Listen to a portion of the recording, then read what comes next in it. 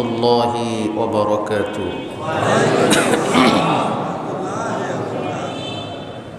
الحمد لله نحمده ونستعينه ونستغفره ونؤمن به ونتوكل عليه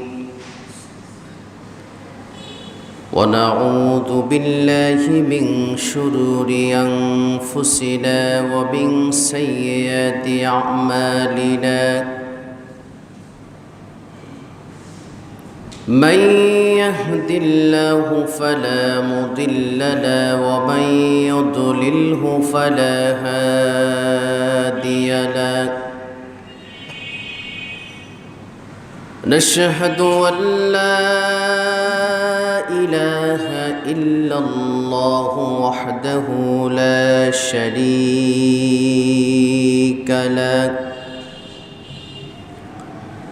ونشهد أن سيدنا وحبيبنا ومولانا محمدا عبد الله ورسوله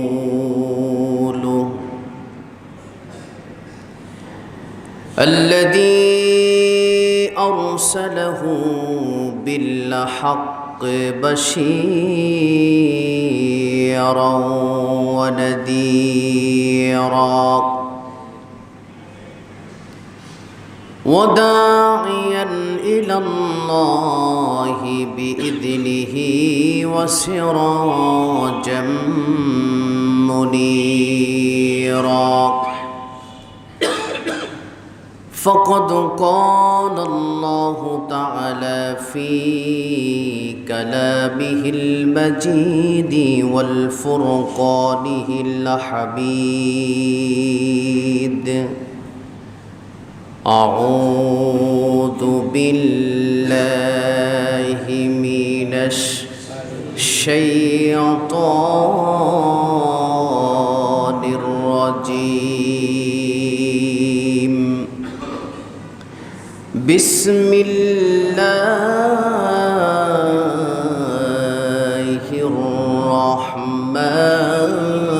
الرحمن الرحيم تبت يدا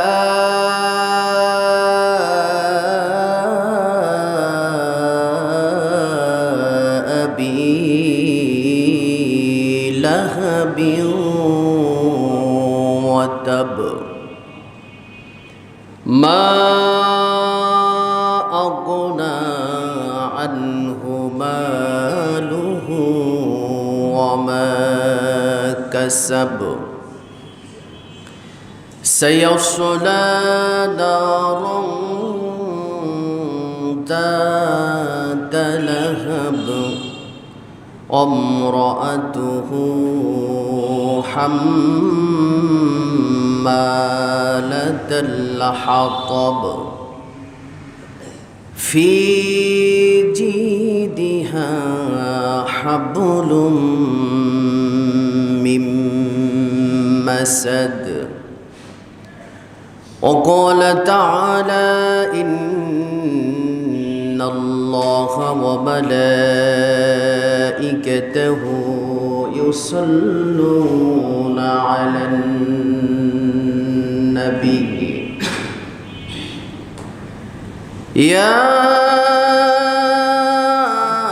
أيها الذين آمنوا صلوا عليه وسلموا تسليما اللهم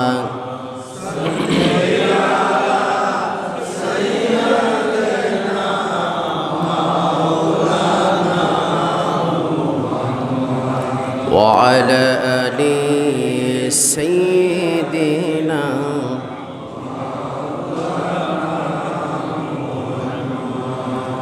তুমি আল্লাহর প্রিয় হাবিব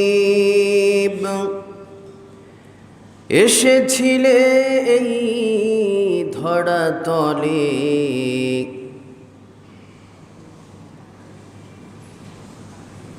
তাই তো ইহুদিরা করিল দুশ্মনী, তাই তো কাফেরেরা করিল দুশ্মনী, কোরআনের দাওয়াত দিয়েছ বলে। আল্লাহুম্মা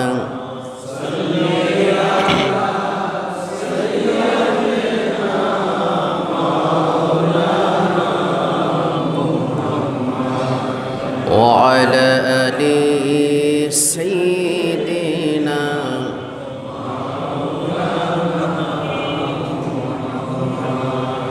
ডুবি ইসলাম আসিয়া ধার, ইব্রাহিমের মতো আবার হুল্লার ছেলেরা হোক, মা হাজরা হোক মেরা সব, বলগল উলা বিকমালিহি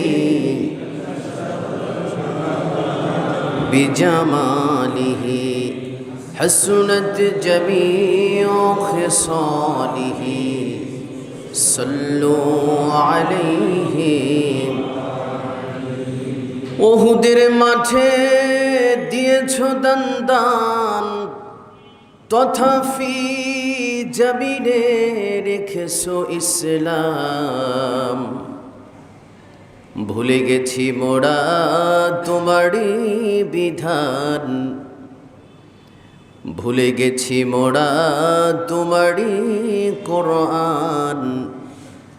নবিতে শুধু মুসলমান, বলগল উলা বিকমালিহি, কশফত দুজা বিজামালিহি, হসনত জমিউ খিসালিহি, সাল্লু আলাইহি। মুআজ্জাজ মুকাররম সম্মানিত মুসল্লিয়ান ইকরাম, দূর দারাজ থেকে আগত আল্লাহ তাআলার প্রিয় বান্দাগণ, কলিজার টুকরা যুবক ভাইরা, পিতৃতুল্য মুরব্বিয়ান ইকরাম, আমি এবং আমরা আল্লাহ সুবহানাহু ওয়া তাআলার শুকরিয়া জ্ঞাপন করছি, যিনি আমাদেরকে যথাসময়ে আমাদের এই মোতাবাররক এই মুআত্তার সুন্দর দিনে আল্লাহ তাআলা আমাদেরকে জড়ো করে দিয়েছেন। তারই শেখানো ভাষায় শুকরিয়া আদায় করছি। সকলে পড়ছি আলহামদুলিল্লাহ। রাসূলুল্লাহ সাল্লাল্লাহু আলাইহি ওয়াসাল্লামের নামে লাখ সালাম ও দুরূদ, সাহাবায়ে আজমাইন এবং যারা কোরআনের সাথীরা, যারা কোরআনের জন্য, দ্বীনের জন্য, ইসলামের জন্য জীবন যৌবন ধন সম্পদ দিতে দিতে দিতে দিতে একসময় নিজের জীবনকেই কোরআনের জন্য উজাড় করে দিয়েছেন, আল্লাহ তাআলা সেই সমস্ত শুহাদাইনদেরকে জান্নাতের মেহমান হিসাবে কবুল করুন, আমিন।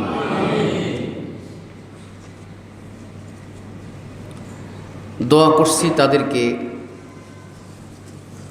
যারা রাসূলুল্লাহ সাল্লাল্লাহু আলাইহি ওয়াসাল্লামকে সরাসরি দেখেছে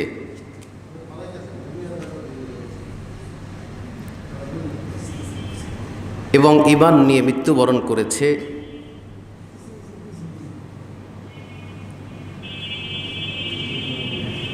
রাসূল আকরাম সাল্লাল্লাহু আলাইহি ওয়াসাল্লামকে যারা স্বচক্ষে দেখেছিল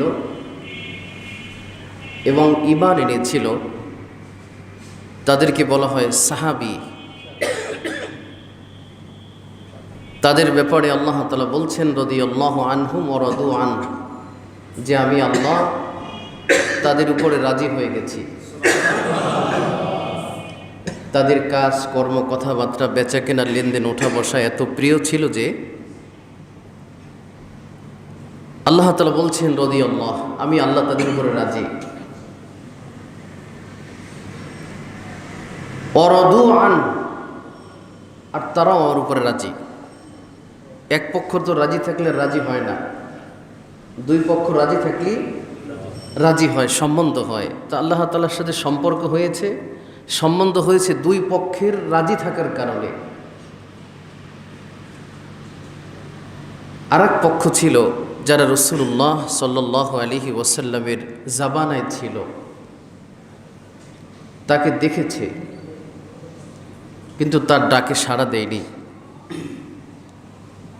তার আহ্বানে সাড়া দেয়নি, তাকে বরঞ্চ পাথর নিক্ষেপ করেছে, রক্তাক্ত করেছে, বেহুশ করেছে, তাকে পাগল বলেছে, তাকে জাদুকর বলেছে। তারাই যারা ওই সমাজে তাকে দেখছে। কথা বোঝাতে পারছি কিনা? দুই শ্রেণী, এক শ্রেণী দেখছে ঈমান এনেছে, আর এক শ্রেণী ছিল যারা পাথর নিক্ষেপ করেছে। ঈমানের কথা বললে লা ইলাহা ইল্লাল্লাহ মুহাম্মাদুর রাসূলুল্লাহ এ কথা বললে তার উপরে পাথর নিক্ষেপ করেছে, আঘাত করেছে। তো সমাজে এই দুটো শ্রেণী বিদ্যমান। ১৫০০ বছর আগেও যেরকম ছিল, এখনও আমাদের সমাজে এই দুটো শ্রেণী আছে। সাহাবায়ে কেরাম রাদিয়াল্লাহু আনহু তাদের বক্তব্য হলো এভাবে যে ক্বালু সামি'না ওয়া আতা'না, যে আমরা রাসূলুল্লাহ সাল্লাল্লাহু আলাইহি ওয়াসাল্লামের জাবানা থেকে শুনেছি, আতা'না আমরা গ্রহণ করেছি, আমরা মেনে নিয়েছি। আরেকটি দল ছিল যে যারা শুনতো, তারাও মুহাম্মদ রাসূলুল্লাহর কথা শুনতো, তারা বলতো যে শুনে মাজলিস ত্যাগ করে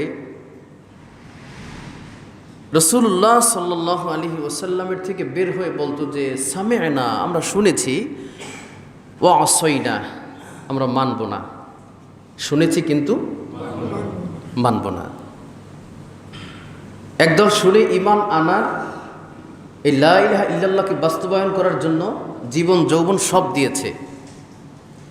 আর একদল মানুষই ওই সমাজেরই যারা শুনেছে, বলছে শুনেছি ঠিক আছে, কিন্তু আমরা ওয়া আসাইনা আমরা মানি না।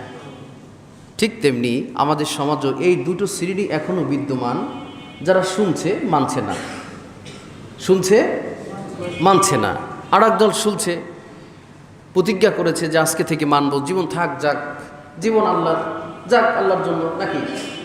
কথা সংক্ষেপে, জীবনটা কার? রক্ত দিছেন কে? তার রক্ত জড়াবেন কার জন্য? আল্লাহর জন্য। যদি রক্ত প্রয়োজন হয় রক্ত দিব, যদি জীবন প্রয়োজন হয় জীবন দিব, যদি যৌবন প্রয়োজন হয় যৌবন দিব। সাহাবায়ে কেরাম তো এটা দিয়েই আল্লাহর নৈকট্য লাভ করেছেন, ঠিক কিনা বলুন? আগে বুঝতে হবে, রক্ত যেহেতু আল্লাহ, জীবন আল্লাহ, যৌবন আল্লাহ দিয়েছেন আল্লাহ, এগুলো ব্যয় করতে হবে আল্লাহর জন্য, কোনো মানুষের জন্য, কোনো মানুষের আদর্শ বাস্তবায়ন করার জন্য এগুলো দেওয়া যাবে না। যেহেতু দিয়েছেন আল্লাহ, দিয়েছেন কে? আল্লাহ। কোনো নেতা নেত্রী দিয়েছে আমাদের জীবন যৌবন, আমাদের এই সুন্দর আবয়ব, সুন্দর চেহারা দিয়েছেন যেহেতু আল্লাহ। আল্লাহ বলছেন যখন যা লাগবে আগে তুমি মাল দাও। হাসতারা মিনাল মুমিনিনা আমওয়ালাহুম ওয়া আনফুসাহুম বিআন্না লাহুমুল জান্নাহ।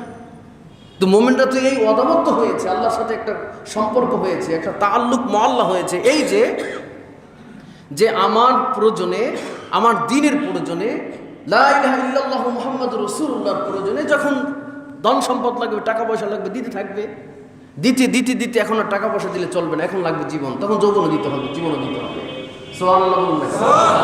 তো এইটা দিয়েই তো সাহাবায়ে কেরাম, লক্ষাধিক সাহাবায়ে কেরাম রাদিয়াল্লাহু আনহু আল্লাহ তাআলার নৈকট্য লাভ করেছেন, রাজি করেছেন আল্লাহকে রাজি করেছেন। তো সেই সমাজে যারা ছিল তারা শুনছে কিন্তু মানেনি। এরকম একজন মানুষ রাসূলুল্লাহ সাল্লাল্লাহু আলাইহি ওয়াসাল্লামের একেবারে ঘরের মানুষ, তার নাম হচ্ছে আবু লাহাব। নাম হচ্ছে কি? আবু লাহাব। রাসূলুল্লাহ সাল্লাল্লাহু আলাইহি ওয়াসাল্লামের ঘরের মানুষ, তার ফ্যামিলির মানুষ। আল্লাহ তাআলা সুনানে তিরমিজির এক দীর্ঘ হাদিস, হাদিসটি এভাবে যে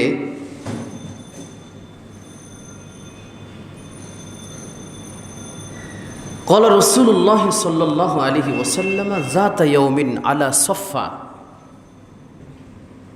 সমাজের মানুষ গোমরাহিতে হারিয়ে যাচ্ছে, লাত মানাত উজ্জার পূজা করছে, আল্লাহ তাআলার গোলামি বাদ দিয়ে মানুষের গোলামি করছে। এটা দেখে রাসূল সাল্লাল্লাহু আলাইহি ওয়াসাল্লামের ছোট্ট মন কেঁদে একাকার। তার মনটা কাঁদছে যে এই মানুষদেরকে, আমার ফ্যামিলি বর্গদেরকে, আমার সমাজকে, আমার জাতিকে আমার কথা তো শোনাতে পারছি না।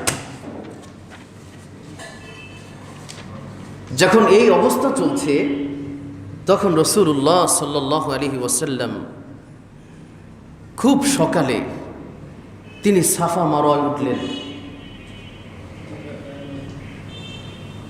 এখন তো হেরেম শরীফের চারদিকে অনেক বিশাল বড় বড় বিল্ডিং উঠেছে, বাড়ি উঠছে, এখন আর তো ফাঁকা জায়গা নেই। কিন্তু তখন বিষয়টা এরকম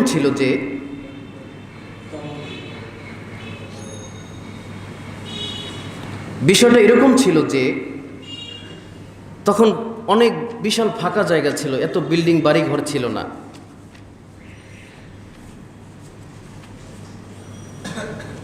এই সময় রাসূলুল্লাহ সাল্লাল্লাহু আলাইহি ওয়াসাল্লাম সাফা মারওয়ায় উঠে বললেন, ইয়া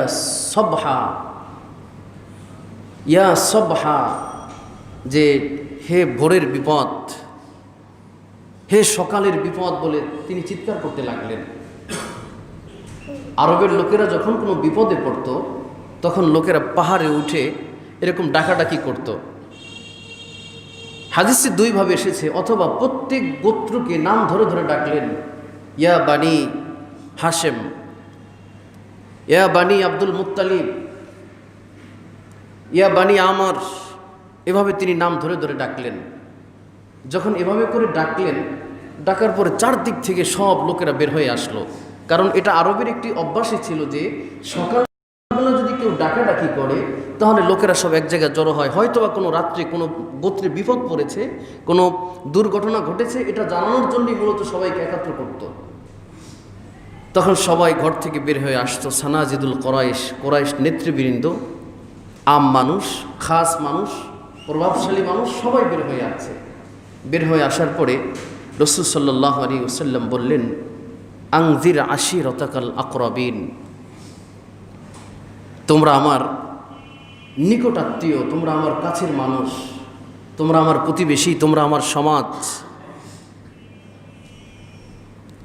আমি যদি এই কথা বলি তোমাদেরকে যে এই বড় বড় পাহাড়ের পাদদেশে, পাহাড়ের আড়ালে তোমাদের জন্য শত্রু অপেক্ষা করছে, তোমাদেরকে হত্যা করবে, আযাবুন শাদীদ, তোমাদেরকে কঠিন পাকড়াও করবে, তখন কি তোমরা আমার কথা বিশ্বাস করবে?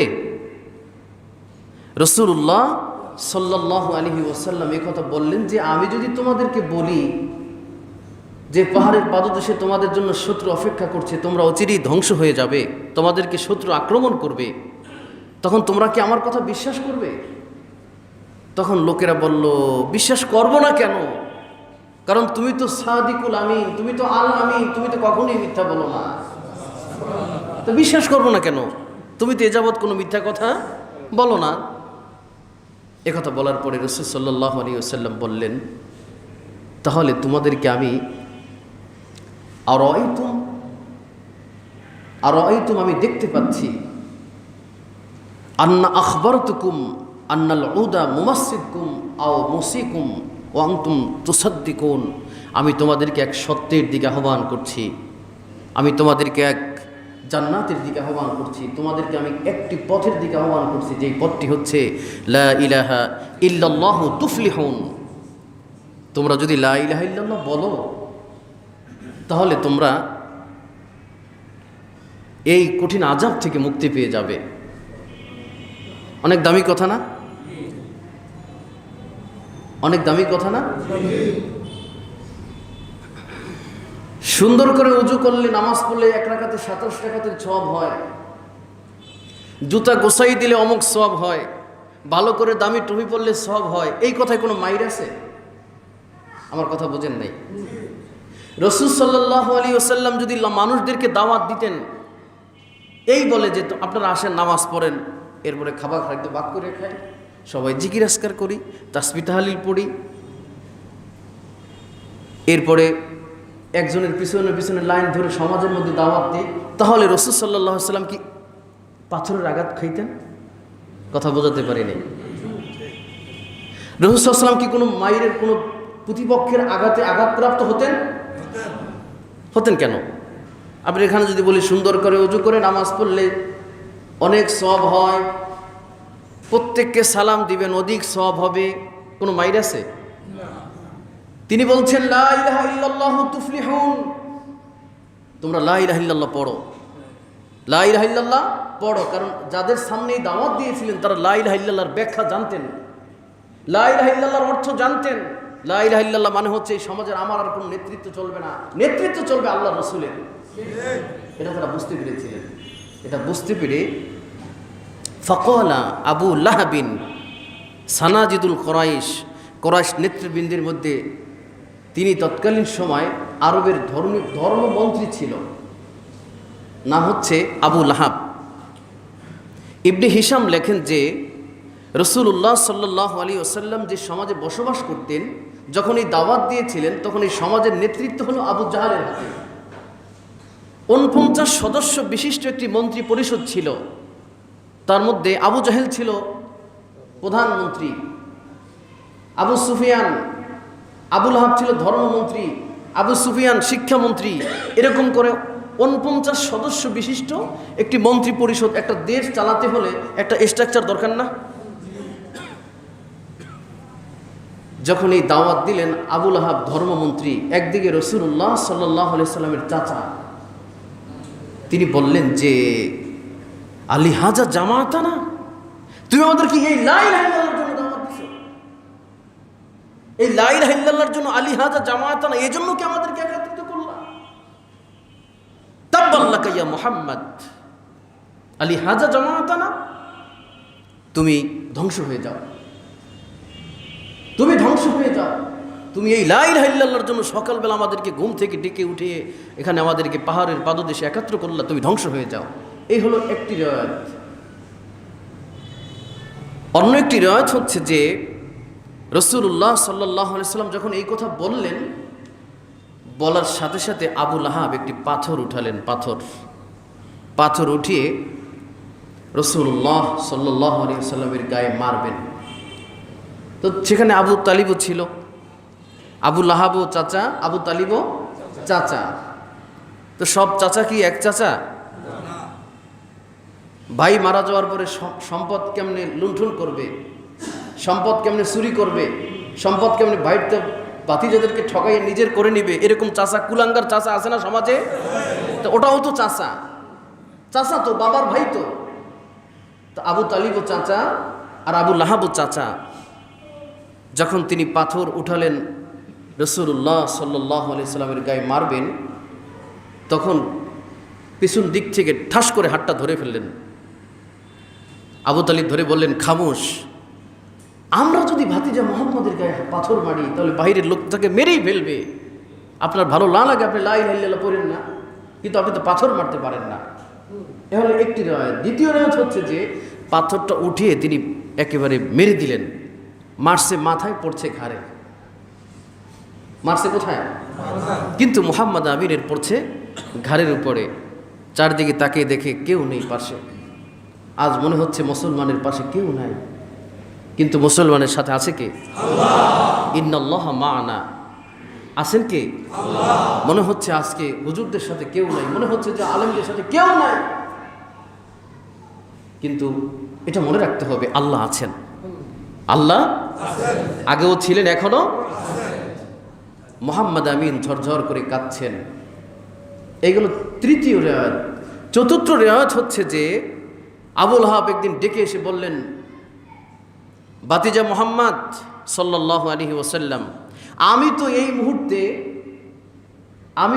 মুহূর্তে এই সৌদি আরবের এই মক্কা শহরের ধর্মমন্ত্রী। যেরকম ধর্ম এরকম মন্ত্রী। কথা বুঝেন না? যেরকম ধর্ম সেরকম মন্ত্রী। তো বলছে, আমি তো এই মুহূর্তে, যদি আমি তোমার মনে করো যে লা ইলাহা ইল্লাল্লাহ পড়ে নিলাম, মনে করো যে আমি তোমার এই লা ইলাহা ইল্লাল্লাহকে পড়ে নিলাম, তাহলে আমার এই সমাজে কি অবস্থান হবে, আমার কি পদ পজিশন হবে, এরকম আছে না, আমি আপনার দল থেকে এই দলে যোগ দেবো, যোগ দিলে আমার কোন পদ পজিশন হবে? পদের জন্যই তো ঘুরছেন আপনি, ঠিক না? পদের জন্যই তো ঘুরছেন। তো আবুল আহাব বললেন যে আমি যদি তোমার এই মুহূর্তে লা ইলাহা ইল্লাল্লাহ পড়ে নিই, তাহলে আমার কোন পদ দিবা? আমার কি পদ পজিশন হবে? আমার ক্লাসিফিকেশন কি হবে? আমাকে কোন পার্থক্য রাখবা? তখন মুহাম্মদুর রাসূলুল্লাহ, মানবতার মুক্তির দিশারি, মানবতার উৎকৃষ্ট উদাহরণ, তিনি বলছেন, চাচা,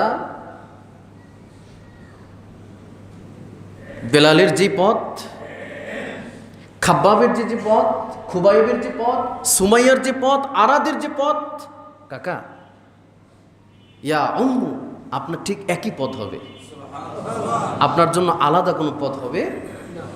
বেলালের কথা কেন বললেন? কারণ বেলাল ছিল অনারব একটি ছেলে।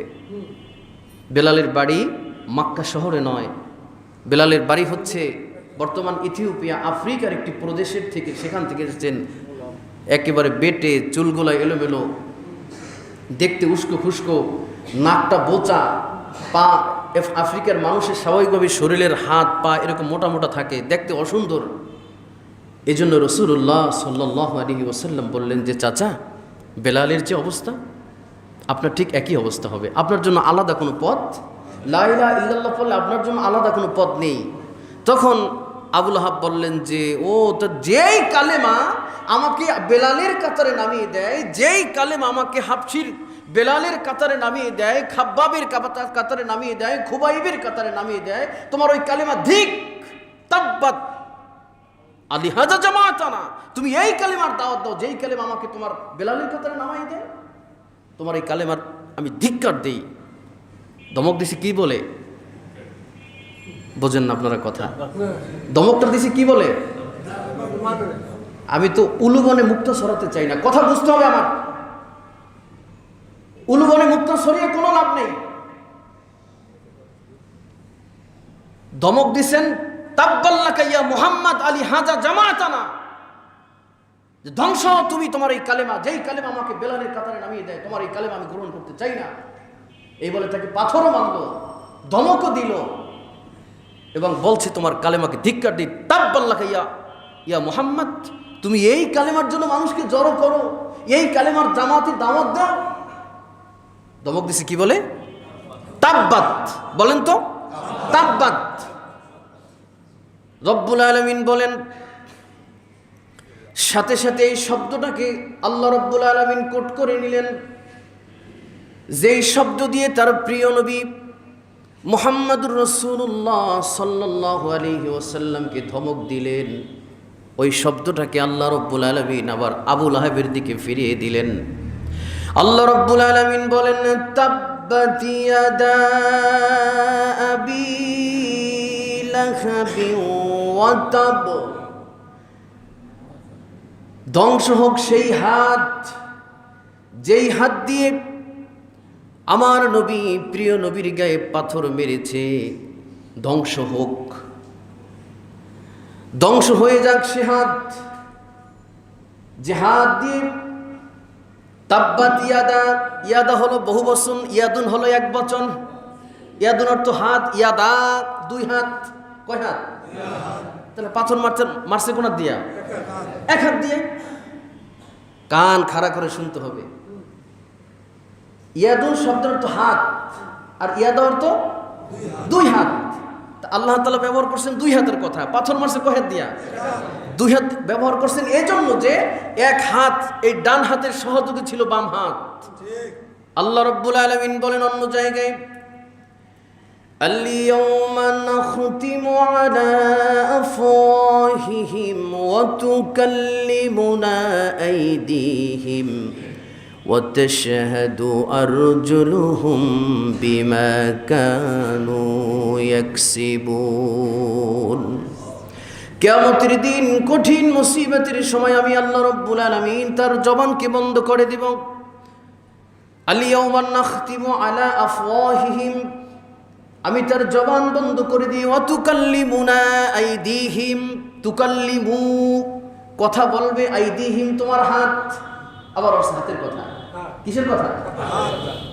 ওয়া তাশহাদু আরজুলুহুম, এবং সাক্ষ্য দেবে পা, কারণ হাতের সাথে পায়ের সম্পর্ক, পা দিয়ে হেঁটে যায় আর হাত দিয়ে অন্যায় করে।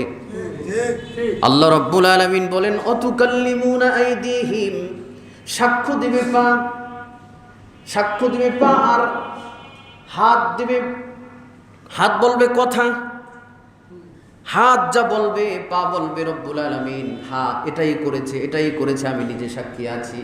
এইগুলো হাতের এক ব্যাখ্যা। দ্বিতীয় ব্যাখ্যা হচ্ছে জহরুল ফাসাদু ফিল বাররি ওয়াল বাহরি বিমা কাসাবাত আইদিন নাস। পৃথিবীর মানুষ শোনো শোনো, জলে স্থলে সাগর নগরে পাহাড় পর্বতে যত বিপদ মুসিবত আসে, কাসাবাত বিমা কাসাবাত আইদিন নাস, তোমাদের হাতের কামাই। কিসের কামাই? করোনা আসতে চাই নাই, করোনাকে আমরা ডেকে এনেছি, আমাদের পাপের বোঝা করোনা, আমাদের পাপের বোঝা হচ্ছে এইডস, আমাদের পাপের বোঝা হচ্ছে এবোলা, আমাদের পাপের বোঝা হচ্ছে ম্যালেরিয়া, টাইফয়েড, যা কিছু পৃথিবীতে আল্লাহ রাব্বুল আলামিন গজব হিসাবে পাঠিয়েছেন, বিমা কাসাবাত আইদিন নাস, এটা আমরা হাত দিয়ে কামাই করেছি। আজকে মাস্ক পরেন, মাস্কের জন্য খুব তাড়াতাড়ি আজকে মাস্ক পরার জন্য বাধ্যতামূলক করেন, কিন্তু মাস্কের জন্য বাধ্যতামূলক অমুক মন্ত্রী পরিষদ বলছে, অমুক নেতা বলছে, অমুক বলছে, আপনি একটু বলে দেন, আপনি একটু বলে দেন। করোনাকে যত ভয় করি পৃথিবীর মানুষ, তার চেয়ে বেশি ভয় করার দরকার করোনার মালিক আল্লাহকে, ঠিক কিনা বলুন? কিন্তু আল্লাহকে বাদ দিয়ে এখন মাস্ক নিয়ে টানাটানি শুরু করছি। একদিনও মাস্ক পরেন না, যদি আল্লাহ আপনাকে হেফাজত রাখে এমনিতেই রাখবে। আপনি একেবারে ইনসেন্টিভ কেয়ারের ভিতরে থাকুন, শোনান, আপনি একেবারে সর্বোচ্চ সেইবে থাকুন, কিন্তু আল্লাহ বলছেন ইন্না বাচ্চা করো, ইন্না বাচ্চা রব্বিকা লাশাদীদ, ওকে ধরো। আল্লাহ তাআলা ধরতে, আপনাকে পাকড়াও করতে, করোনা না, আপনি এমনিতেই মরে রয়েছেন পায়খানা করিয়া, পায়খানা করে খাইয়া এরপর এমনি মরে রয়েছেন, এরকম হয় না? আল্লাহ রাব্বুল আলামিন সূরা লাহাবের মধ্যে বলছেন তাব্বাত ইয়াদা আবি লাহাবি ওয়া তাব, ধ্বংস হোক আবু লাহাবের দুই হাত, কারণ এক হাতের সহযোগী ছিল আর এক হাত। তাহলে বোঝা যায় অন্যায়ের সাথে যারা অপরাধ যারা করে আর যারা সহায়, সবাই সমান অপরাধী। চুরি করে আর চুরির পক্ষে যারা সাফাই গায়, দুর্নীতি করে, চুরি করে, বদমাশি করে, নাস্তিকরা আল্লাহর রাসূলকে গালি দেয়, যারা এর সাফাই গায়, যারা এর পক্ষে থাকে, যারা বিবৃতি দিতে জানে না, তারাও ঠিক সমান অপরাধী, ঠিক কিনা বলুন? জো বাইডেন প্রেসিডেন্ট হয়েছে, 2 দিনও যায়নি আমাদের সম্বর্ধনা দিতে, আমাদের ওয়েলকাম দিতে, আমাদের শুভেচ্ছা জানাতে, কিন্তু 98 ভাগ মুসলমানের দেশে রাসূলুল্লাহ সাল্লাল্লাহু আলাইহি ওয়াসাল্লামকে হিন্দু বৌদ্ধ খ্রিস্টান পরিষদের ব্যানারে মুহাম্মদ সাল্লাল্লাহু আলাইহি ওয়াসাল্লামকে গালি দেওয়া হলো, একটি সারা পৃথিবীর মানুষ ঝড় তুললো, কিন্তু একটি বারও প্রতিবাদ করতে পারলো না। মনে হচ্ছে আপনারা মুসলমান না বেঈমান, ঠিক কিনা বলুন? মুসলমান হলে তো একটি অন্তত পক্ষে একটা বিবৃতি দেওয়া যেত, একটা প্রতিবাদ জানানো যেত। 98 ভাগ মুসলমানের দেশ, খুব গর্ব করি মুসলমানের দেশ। আর মেয়া মোস আছে, ওল আছে, আর কিচ্ছু নেই মেয়া। মুসলমান, মুসল বোঝেন কিনা? দেখবেন সাগরে একটা মাছ পাওয়া যায়, এটা বড় বড় মোস, এটাকে বলা হয় মসন মাছ। আমি আর ডিপলি গেলাম না। মসন মাছ কি মাছ? মসল মাছ, মোস আছে, মসল মাছ। তা আমরা কি ওই পদের মুসলমান হইলাম কিনা? তাব্বাত ইয়াদা, ধ্বংস হোক সেই হাত। কোন হাত? যে হাত এই লা ইলাহা ইল্লাল্লাহর দাওয়াত দিতে গিয়ে রাসূল সাল্লাল্লাহু আলাইহি ওয়াসাল্লামের গায়ে পাথর মেরেছিল। ইয়াদা, 2 হাত মারছে, এক হাত দিয়ে। বলছে কয় হাতের কথা? কেন বলছে? এক হাত আর এক হাতের সহযোগী, এই জন্য 2 হাতের কথা এসেছে। তো একটা আয়াতেরই ব্যাখ্যা আজকে শেষ করি। নাম হচ্ছে আবু লাহাব। আবুর অর্থ মূলত নাম হচ্ছে ওর আব্দুল উজ্জা। নাম কি? আব্দুল উজ্জা। কিন্তু আল্লাহ, এই আব্দুল উজ্জা ছিল মক্কাতে এক প্রসিদ্ধ মূর্তির নাম। তিনি এই মূর্তির পূজা করতেন, এই মূর্তির কাছে উজ্জা উজ্জা উজ্জা উজ্জা উজ্জা এই জিকির করতেন বসে বসে, সকাল সন্ধ্যা এই উজ্জার জিকির করতো। উজ্জাকে গোসল করাই দিত, পানি ঢালতো, উজ্জাকে নিয়ে তার চিন্তা ভাবনা ছিল। এই জন্য আল্লাহ তাআলা তার মূল নামকে বাদ দিয়ে তার এই মুশরিকি নাম, কুরআনুল কারীমের যেই নামে সে প্রসিদ্ধ ছিল ওই নামটাই তিনি ব্যবহার করেছেন, আবু লাহাব। তো আবু লাহাব কেন ব্যবহার করলো নামটা? কেন তার এই নামটা হলো? লাহাবুন শব্দের অর্থ হলো অগ্নিশিখা। আগুন জ্বালালে আগুনের কয়েকটা রূপ হয়। আগুন জ্বালালে আগুনের কয়েকটা, যেখানে জ্বালিয়েছেন গ্যাসের চুলার নিচের দিকটা হলো একেবারে টকটকে হলুদ, টকটকে নীল, এর মাঝখানে হলো লাল, এর অগ্রভাগে হলো আবার এক ধরনের সাদা। তো লাহাব শব্দের অর্থ অগ্নিশিখা। অগ্নিশিখা আগুনের অগ্রভাগ। এর দুইটা ব্যাখ্যা পাওয়া যায়। এক হলো আবু লাহাব এরকম জ্বলন্ত আগুনের ভিতরেই থাকবে, আর দ্বিতীয়ত হলো আবু লাহাব বলে মক্কার লোকেরা এই জন্য ডাকতো যে ওর চেহারা ছিল দুধে আলতা মিশানো আগুনের মতো টক টক টক টক করে সুন্দর, কিন্তু লোকটা হলো রাসূলুল্লাহ লা ইলাহা ইল্লাল্লাহর দুশমন। চেহারা ভালো হলে হবে কি? আল্লাহ তাআলা বলছেন লা ইয়ানজুরু ইলা সুওয়ারিকুম, আমি তোমাদের চেহারা দেখে বিচার করব না। কে কত বড় পাঞ্জাবি পরছো, কে কত বড় জুব্বা লাগাইছো আর দাড়ি কমনি গিয়ে মেটছে, ওটা আমি দেখবো না। আমি দেখবো লা ইয়ানজুরু ইলা সুওয়ারিকুম ওয়ালা আমালিকুম, আমি তোমাদের দেখবো আমল, আমি তোমাদের দেখবো কাজ। চেহারা দেখে জান্নাত পাওয়া যাবে না। বড় হুজুর বড় জান্নাত, জিনা এটা ভুল সিদ্ধান্ত, ভুল ধারণা। আমার আগে হয়তো 500 বছর আগে রিক্সাওয়ালা কি আগে জান্নাতে বসে রয়েছে। সুবহানাল্লাহ বলবেন না? এই চিন্তা করার কোনো কারণ নেই। মানে বড় হুজুর বড় জান্নাত, বড় একেবারে দাড়ি রবীন্দ্রনাথের মতো ঠাকুরের মতো দাড়ি, মনে হয় বিরাট জান্নাতে গিয়ে বসে রয়েছে। পাগড়ি পেঁচাইতে পেঁচাইতে পেঁচাইতে 22 হাতের পাগড়ি, এরপরে ইয়া নবী সালাম আলাইকা, জিনা জান্নাত চলবে না। ঠিক কিনা বলেন? জান্নাত চলবে না। জান্নাতকে আল্লাহ তাআলা বলছেন চেহারা দিয়ে, পোশাক দিয়ে জান্নাতকে, জান্নাত তোমাদের জন্য রেডি করা হয়নি। রেডি করা হয়েছে এই জন্য যে তোমার আমলের জিন্দেগি, তোমার কাজ দেখে আল্লাহ তাআলা জান্নাত দিবেন। সুবহানাল্লাহ বলুন।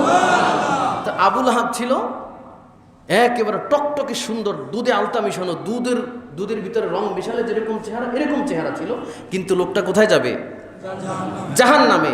আর বেলাল, হাফসির বেলাল, ইথিওপিয়া অনারব একটি ছেলে, রাসূলুল্লাহ সাল্লাল্লাহু আলাইহি সাল্লাম মসজিদের মেম্বার বানিয়ে তিনি বুঝিয়ে দিলেন যোগ্যতার ভিত্তিতে পরিমাপ করা হয়। যোগ্যতার ভিত্তিতে সে পদ পেতে পারে। হাতা খাসাইয়া স্লোগান দিয়ে দুইটাকে হত্যা করে পদ পাওয়ার কোনো সুযোগ নেই ইসলামে। যোগ্যতার ভিত্তিতে পদ পেতে পারে, আর যে পদ পাবে রাসূলুল্লাহ সাল্লাল্লাহু আলাইহি ওয়াসাল্লাম বলছেন, আল্লাহ বলছেন ওয়াতিউল্লাহ ওয়াতির রাসূল ওয়া উলিল আমরি মিনকুম, তুমি তোমার আল্লাহর আনুগত্য করো, তোমার রাসূলের আনুগত্য করো, এবং তোমাকে যারা রাসূলকে মানে, তোমার দায়িত্বশীল যে তোমার ইমাম, যে তোমার লিডার, তুমি তাকে অনুসরণ করো। সুবহানাল্লাহ। বাড়িতে গিয়া আবু লাহাবের ব্যাখ্যা শুনছেন। তো রাসূলুল্লাহ সাল্লাল্লাহু আলাইহি ওয়াসাল্লাম বলছেন যে এই আবু লাহাব ছিল আমার আপন চাচা, কিন্তু ইসলামের বড় শত্রু। আল্লাহ তাআলা পরের আয়াতে বলছেন মা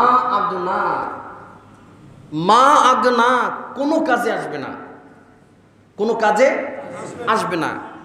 আনহু মালুহু ওয়া মা কাসাব, কাজে আসবে না তার জনবল, কারণ সে মন্ত্রী। আল্লাহ তাআলা তার পদের দিকে, তার ক্ষমতার দিকে ইন্ডিকেট করে বললেন যে মা আগনা, কোনো কাজেই আসবে না।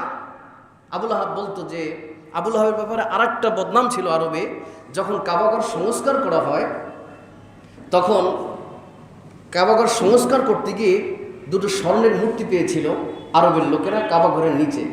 তো ওই স্বর্ণের মূর্তি দুটো রাত্রে এই আবু লাহাব চুরি করে নিয়ে আসছে।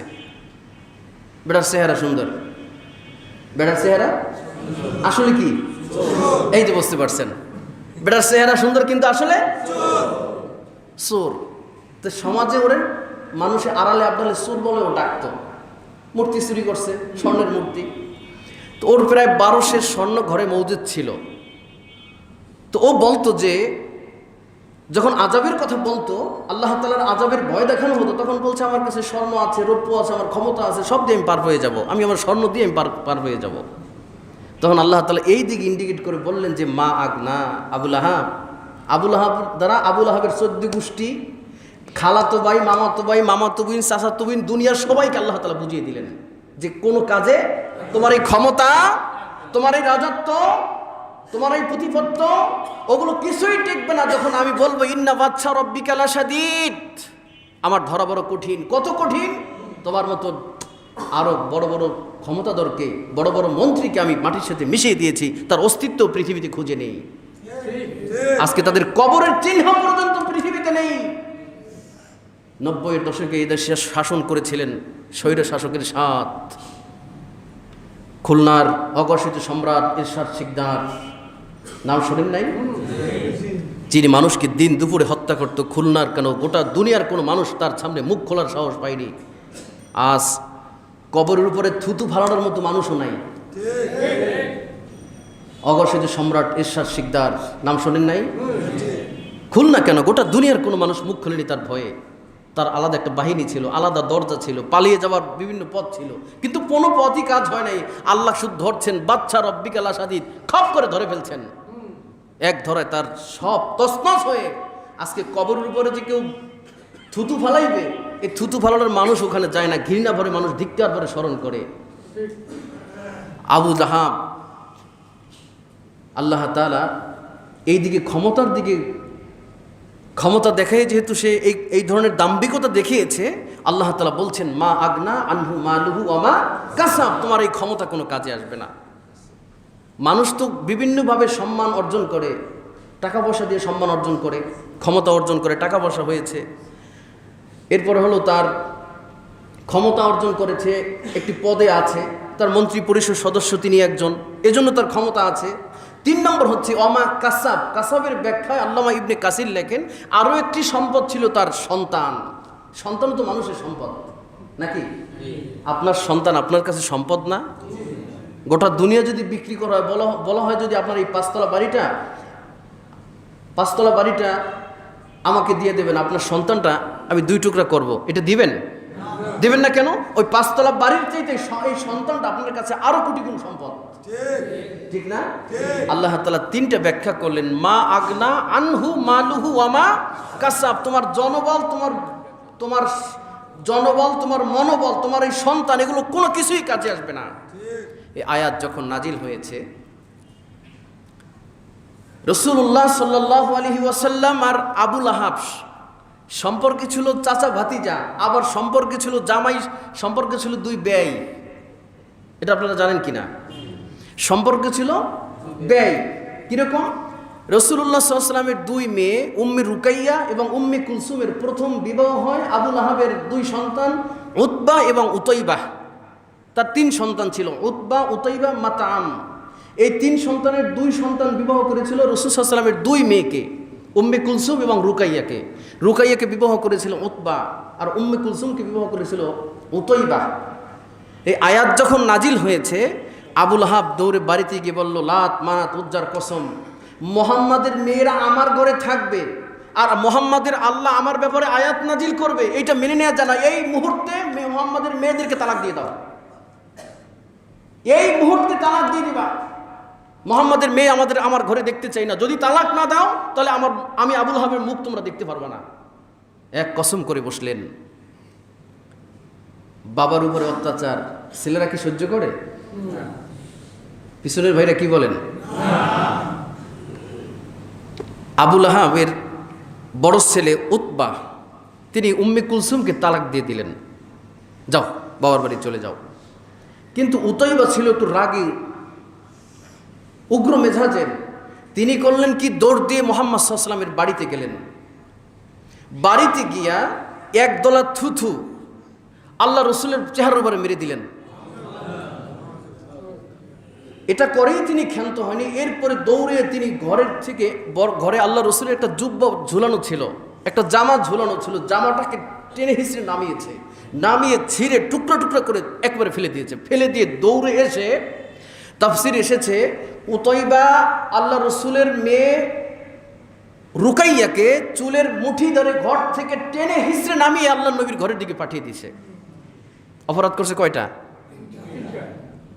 এক হলো আল্লাহ রসুলের গায়ে থুথু মোবারক, আল্লাহ রসুলের গায়ে থুথু মারছে। একদিকে জামাই, আবার ইসলামের দুশ্মন, রাসূলুল্লাহর দুশ্মন।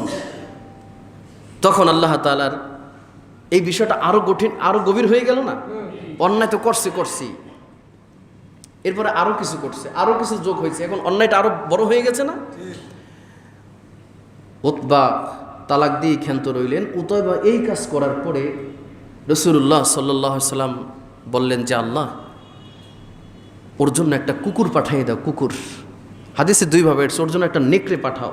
তা নেকড়েও কুকুরের মতো আর কুকুরও নেকড়ের মতো। নেকড়ে অর্থ বাঘ, বাঘের কয় পা আর কুকুরের। তো হাদিসে যেটা আসছে সহি উচ্চারণ সেটা হলো একটা কুকুর পাঠিয়ে দেওয়ার জন্য। বদদোয়া করছেন কে? আল্লাহর নবী রাসূলুল্লাহ সাল্লাল্লাহু আলাইহি ওয়াসাল্লাম। মন খারাপ, মেয়েদেরকে তালাক দিছে, মেয়েরাও ঘরে আসছে, একদিকে জামাটাও ছিঁড়ে ফেলছে। আবুল আহাব ছিল চিকন বুদ্ধির মানুষ। সমাজে দেখবেন লোকটা কোনো কাজে লাগে না, মসজিদের দানে নাই, মাদ্রাসায় নাই, সমাজের সামাজিক কোনো কাজে নাই। দেখবেন লোকটা সমাজে একটা প্যাঁচ লাগিয়ে রাখছে, ডরের ঠেলায় হুজুরও সালাম দেয়, মেম্বার শুদ্ধ সালাম দেয়, কমিশনার সালাম দেয়। এরকম আছে না কিছু ক্রিটিক্যাল মোনাফেক মাকড়া মানুষ? দস্তখত লিখতে কলম ভাঙে 3টা, কিন্তু দুনিয়ার বজ্জাত, দুনিয়ার বদমাশ, এরকম মানুষ সমাজে আছে কিনা বলুন? আমাদের সমাজে নাই, আছে। আমি চাই আপনাকে বাঁচাই দিতে। এরকম ক্রিটিক্যাল মানুষ, এরা সমাজের দুশ্মন, এরা সমাজের কীট। এরা দেশের জন্য বোঝা, ঘরের জন্য বোঝা, সমাজের জন্য বোঝা। রাসূলুল্লাহ সাল্লাল্লাহু আলাইহি ওয়াসাল্লাম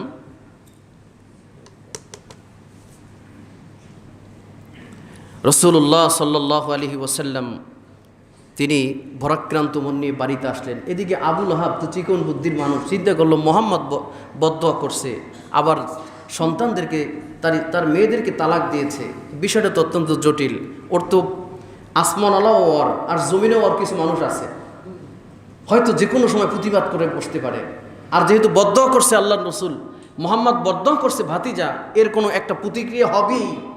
সুবহানাল্লাহ। এই বিশ্বাস আবুল আহাবেরও ছিল, এই বিশ্বাস আবুল আহাবেরও ছিল।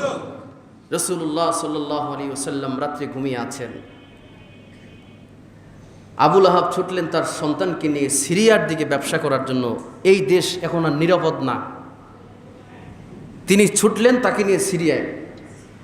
পথিমধ্যে রাত্র হয়েছে। এখন এই উতাইবাকে কোথায় গুজিয়ে রাখবেন, কোথায় রাখবেন, কোন জায়গায় তার জন্য নিরাপদ? আরও কাফেলার সাথে মিশিয়ে তাকে রাত্রে থাকার জায়গা করে দিলেন একটি পাহাড়ের চূড়ায়। সংখ্যায় ছিল প্রায় 750 কিংবা 800 মানুষের এক কাফেলা। এই 800 মানুষ নিচে শুয়ে আছে, উতাইবাকে রাখলেন পাহাড়ের চূড়ায়। আল্লাহ রাব্বুল আলামিন যখন রাত্র গভীর হল, রব্বুল আলামিন মুহাম্মাদুর রাসূলুল্লাহ সাল্লাল্লাহু আলাইহি ওয়াসাল্লামের বদদোয়া অনুযায়ী রাত্রে একটি চিতাবাঘ পাঠিয়ে দিলেন। তাফসীরকারগণ লেখেন পৃথিবীর মানুষ, ওটা কোনো চিতাবাঘ ছিল না, ওটা ছিল জাহান্নামের ফেরেশতা। চিতাবাঘ এসে তাঁবুর ভিতরে ঢুকে হাত ছুঁতে লাগলেন। হাত, কোন হাত দিয়ে মুহাম্মাদের জামা ছিঁড়েছে, কোন মুখ দিয়ে মুহাম্মাদের গায়ে পাথর মেরেছে, কোন হাত দিয়ে, কোন মুখ দিয়ে মুহাম্মাদের গায়ে থুথু মেরেছে। যখন হাত ছুঁতেছে তিনি আর মুহাম্মাদের ঘ্রাণ পান না। চিতাবাঘ খুশ করতে করতে একটা লাফ দিয়ে যেখানে মিস্টার উতাইবা শুয়ে আছে, একটা লাফ দিয়ে ওখানে চলে গেলেন। আল্লাহু আকবার। ওখানে চলে গিয়ে বাঘের স্বভাব হলো, তিনি বাঘ হলো সবচেয়ে বড় বীর পুরুষ, কখনো পিছন দিক থেকে হামলা করে না। ওর টার্গেট থাকে মাথা। দেখবেন বাঘ হামলা করতে গিয়ে প্রথমেই লেজ ধরে টানাটানি করে না, শিয়াল বিড়ালে কুকুরে টানাটানি করে লেজ ধরে। কারণ যেহেতু বাঘ, যেহেতু চিতা, ওর পিছনে কোনো কাজ নাই, ওর টার্গেটটাই হলো মাথাটা। হাতি হোক, মেষ হোক, আর দুম্বা হোক, বেড়া হোক, জেব্রা হোক, যেটাই হোক, ওর টার্গেট কোথায়? মিস্টার উতাইবা শুয়ে আছে গুহার মধ্যে, নিরাপদ স্থানে শুয়ে আছে, যাতে পৃথিবীর কোনো মানুষ না দেখে। দেখছেন কে? আল্লাহ। আল্লাহ রাব্বুল আলামিন চিতাবাঘ পাঠিয়ে দিলেন। চিতাবাঘ গর্তের মুখে ঢুকে প্রথমেই তাকে কল্লাটা ধরে, মাথাটা ধরে টেনে হিসড়ে বের করলেন। বের করে আল্লামা ইবনে কাসির লেখেন, যেভাবে করে মুহাম্মদ আমিনের জামাটা ওই ছিঁড়ছে, মনে আছে? যেইভাবে করে ছিঁড়েছে ওইভাবে করে ছিঁড়ে 2 টুকরা করে ফেলল। এরপরে ওর কলিজাটা ধরল, মাথা টেনে হিসড়ে বের করছে গর্ত থেকে। যেরকম করে রুকাইয়া রাদিয়াল্লাহু আনহাকে টেনে হিঁচড়ে ঘর থেকে বের করছিল উতাইবা, মনে নাই? বোঝেন নাই? দ্বিতীয় হলো আল্লাহর নবীর জামাটা যেভাবে ছিঁড়েছে ওইভাবে করে সে দেহটা ছিঁড়ে দুই টুকরা করলো, মুখের উপরে খাবলো দিল, যেই মুখ দিয়ে আল্লাহ রসুলের গায়ে থুতু নিক্ষেপ করেছিল। চতুর্থ হলো কলিজা বের করে খায়। আবু লাহাব দেখলো যে আমার ছেলে উতাইবাকে এই কাজ করার পরে চিতার নাই। আল্লামা ইবনে কাসির লেখেন পৃথিবীর মানুষ, ওটা কোনো পৃথিবীর কোনো চিতা ছিল না, ওটা ছিল জাহান্নামের ফেরেশতা। ওই আল্লাহ এখনো যারা এই মুহূর্তে যারা রসুল সাল্লাল্লাহু আলাইহি ওয়াসাল্লামের আকার চুম্বি মর্যাদাকে খাটো করে যারা গালি দেয়, যারা অমর্যাদাকর কথা বলে, যারা স্লোগান দেয়, যারা কটু মন্তব্য করে, এরকম যাদেরকে পাহারা দেয়, যাদেরকে শেল্টার দেয়, যারা বিবৃতি দিতে জানে না, তাদেরকে ওরকম আল্লাহ রাব্বুল আলামিন একদিন বিচার করবেন। ঠিক কিনা বলো? আল্লাহ উতাইবার বিচার করার জন্য বসে না, এখনো বিচার তিনি করবেন। আলাইহিসসাল্লাহু বিহাকামিল হাকিমিন। আল্লাহ বড় হাকিম, আল্লাহ বড় বিচারক। আজকে হিন্দু বৌদ্ধ খ্রিস্টান ঐক্য পরিষদ স্লোগান দিচ্ছে মুসলমানের বিরুদ্ধে।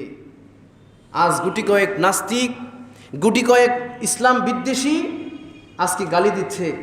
আমরা আশা করছিলাম যে আমাদের সর্বোচ্চ রাষ্ট্রপতি কত জায়গায় কত শুভেচ্ছা জানায়, কত প্রতিবাদ জানায়, আমাদের আব্দুল হামিদ সাহেব কত প্রতিবাদ না আসে, কত জায়গা থেকে কত ঝড় আসে, কত হাসি ঠাট্টা করে।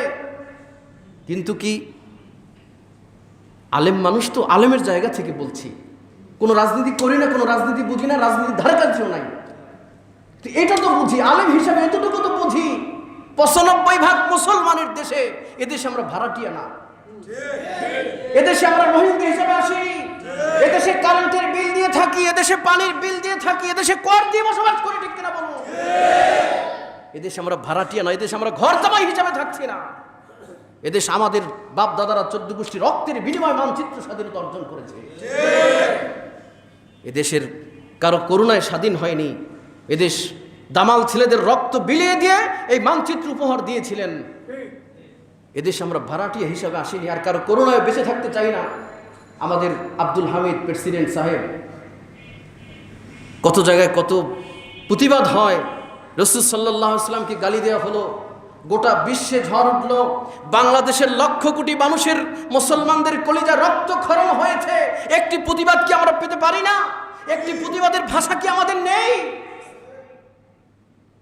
জো বাইডেন প্রেসিডেন্ট হয় নাই, এখন ভোট গণনাই শেষ হয় নাই, তাকে আগেই শুভেচ্ছা দিয়ে ওয়েলকাম দিয়ে বসে রয়েছি আমরা।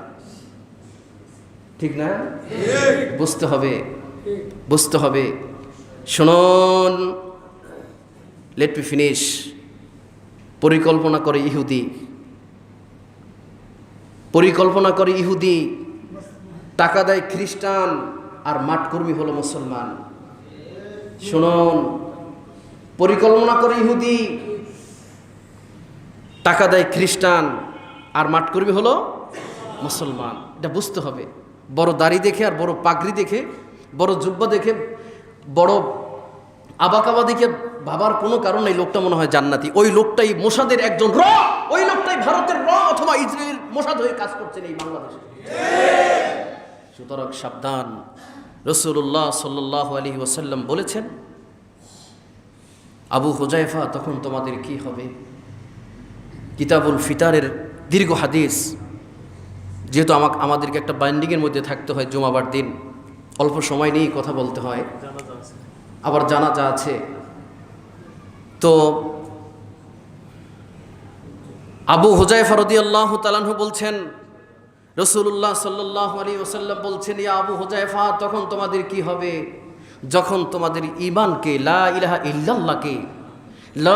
ইল্লাল্লাহকে টিকিয়ে রাখা এত কঠিন হবে যে তোমাদের জন্য, যে তোমার হাতের ভিতরে যেরকম জ্বলন্ত আঙ্গার চেপে রাখা যেরকম কঠিন, ঠিক সেরকম কঠিন হয়ে যাবে শুধুমাত্র লা ইলাহা ইল্লাল্লাহ টিকিয়ে রাখতে।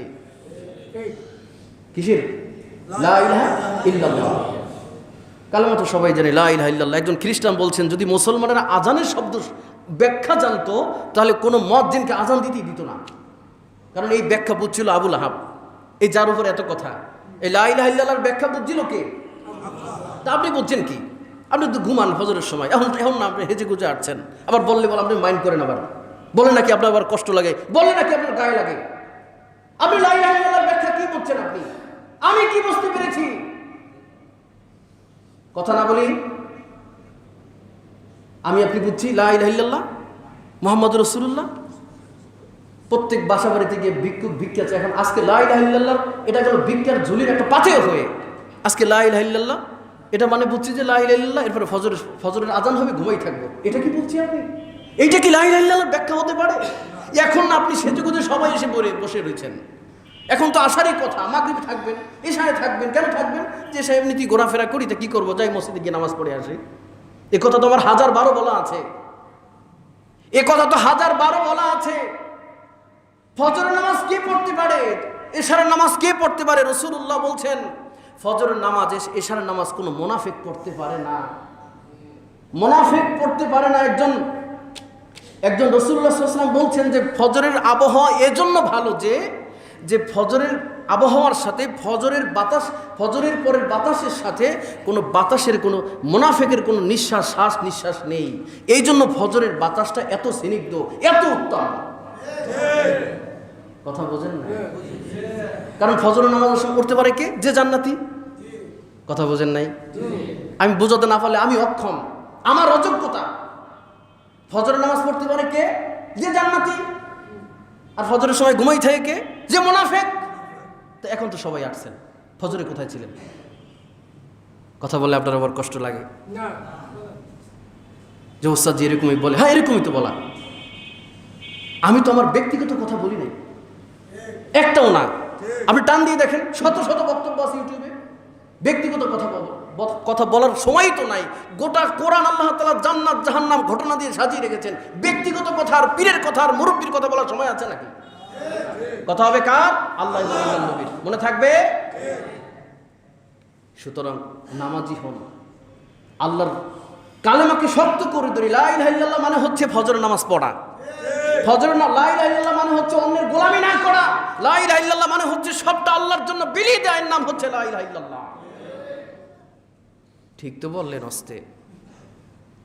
ফজরের নামাজ আসবেন আপনারা? এত শত্রুতা কেন ফজরের নামাজের সাথে? এত শত্রুতা কেন আপনার? আপনি বলুন তো। এক যুবক টেলিফোন দিয়ে কা, হুজুর ফজরের নামাজটা মাফ করে দেন, আসর লাগলে 2 বার পড়ব। ও মনে করছে নামাজ আমার। আমি বললাম যে ফজরের নামাজের সাথে তোমার দুশ্মনী কেন? হুজুর ফজরের সময় ঘুম তো খুব টেস্ট, খুব বলে টেস্ট। তো ফজরের সময় তো ফজর তো আমাদের সাথে দুশ্মনী করে নাই। সুতরাং মুসলমান হন, মানুষ হন, লা ইলাহা ইল্লাল্লাহর ব্যাখ্যা বুঝুন। লা ইলাহা ইল্লাল্লাহর ব্যাখ্যা বুঝুন। লা ইলাহা ইল্লাল্লাহ মানে হচ্ছে অন্যের কোনো গোলামি, অন্যের কোনো দাসত্ব চলবে না। জমিন যার তারই দাসত্ব চলবে, নাম হচ্ছে লা ইলাহা ইল্লাল্লাহ। আল্লাহ আমাদেরকে বোঝার তৌফিক দান করুন। আমি প্রত্যেক ওয়াক্তে আমি আজকে জুমার সময় যে মুসল্লি পাইছি এই 4 তলা পর্যন্ত, আমি আসরেও চাই। হ্যাঁ, আসরে কথা আছে, আপনি তো ব্যবসা করতে যাবেন, আপনি দোকানে যাবেন, ওখানে মসজিদে ওখানে পড়েন নাকি? যেখানে মসজিদ আছে সেখানে ঢুকে পড়ুন, কিন্তু নামাজকে বাদ দেওয়া যাবে না। রাসূলুল্লাহ সাল্লাল্লাহু আলাইহি ওয়াসাল্লাম বলছেন যে নামাজকে তরক করলো, নামাজের মধ্যেই পার্থক্য করে দেয় কে মানুষ, কে মুসলমান আর কে মুনাফিক, কে কাফের আর কে মোমেন। এর পার্থক্য হয় কিসে? কে রাম আর কে রহিম পার্থক্য করে কিসে? কথা বলে না। যে রাম কে রহিম, এটা পার্থক্য করবে কিসে? আসুন, আমরা রহিম, আমরা রহমানের রহিমের বান্দা। আমরা রাম না, আমরা রামায়ণ, আমরা গীতা পড়ি না, আমরা ত্রিপিটক পড়ি না, আমরা জিন্দাবেস্তা পড়ি না, আমরা কোরআন পড়ি। কোরআন যেহেতু পড়ি, লা ইলাহা ইল্লাল্লাহকে যেহেতু মেনে নিয়েছি, 5 ওয়াক্ত নামাজ পড়ি, আল্লাহর রজ্জুকে শক্ত করে ধরি। আল্লাহ আমাদেরকে সকলকে কোরআনের আলোয় আলোকিত করুন, সমাজকে কোরআনের আলোয় আলোকিত করুন। আল্লাহ আমাদের সকলকে মাফ করুন। আমিন। ওয়া আখিরি দাওয়ানা আলহামদুলিল্লাহি রাব্বিল আলামিন।